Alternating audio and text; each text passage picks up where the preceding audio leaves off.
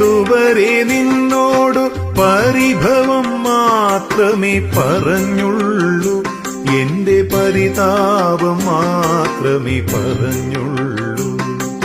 ഗുരുവായൂരപ്പ, ഇതുവരെ നിന്നോട് പരിഭവം മാത്രമേ പറഞ്ഞുള്ളൂ, എന്റെ പരിതാപം മാത്രമേ പറഞ്ഞുള്ളൂ.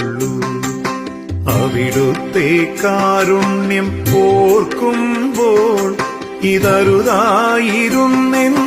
തോന്നുന്നു.